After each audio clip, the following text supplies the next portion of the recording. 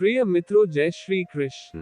क्या आप जानते हैं किस श्राप के कारण 18 दिन तक भीष्म पितामह को सोना पड़ा तीरों की सेज पर? आइए जानते हैं। बात प्राचीन महाभारत काल की है।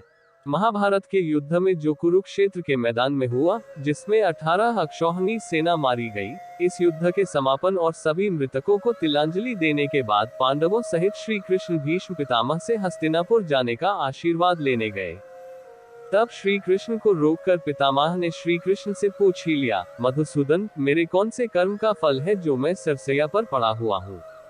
यह बात सुनकर मधुसूदन मुस्कुराए और पितामह भीष्म से पूछा, पितामह, आपको कुछ पूर्व जन्मों का ज्ञान है? इस पर पितामह ने कहा, हाँ श्री कृष्ण, मुझे अपने 100 पूर्व जन्मों का ज्ञान है कि मैंने किसी व्यक्ति का कभी अहित नहीं किया।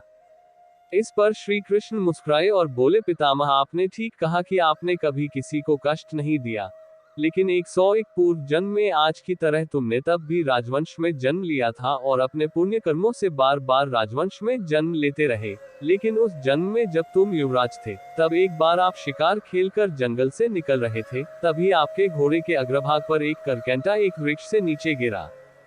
आपने अपने बाण से उठाकर उसे पीठ के पीछे फेंक दिया। उस समय वह बेरिया के पेड़ पर जाकर गिरा और बेरिया के कांटे उसकी पीठ में धंस गए, क्योंकि पीठ के बल ही जाकर गिरा था। करकेंटा जितना निकलने की कोशिश करता, उतना ही कांटे उसकी पीठ में चुभ जाते और इस प्रकार करकेंटा 18 दिन जीवित रहा और यही ईश्वर से प्रार्थना करता रहा, हे युवराज, जिस तरह से मैं तड़प तड़प कर मृत्यु को प्राप्त हो रहा हूँ, ठीक इसी प्रकार तुम भी होना। हे पितामह भीष्म, तुम्हारे पुण्य कर्मों की वजह से आज तक तुम पर करकेंटा का श्राप लागू नहीं हो पाया।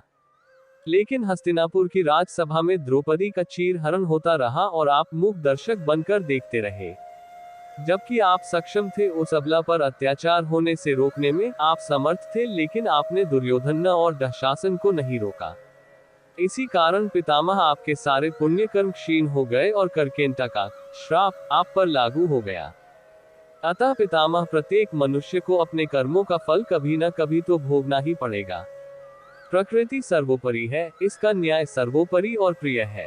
इसलिए पृथ्वी पर निवास करने वाले प्रत्येक प्राणी व जीव जंतु को अपने द्वारा किए गए कर्म भोगना ही पड़ता है और कर्मों के अनुसार ही अगला जन्म होता है। ऐसी ही ज्ञानवर्धक वीडियो देखने के लिए वीडियो को लाइक करके चैनल को सब्सक्राइब अवश्य करें।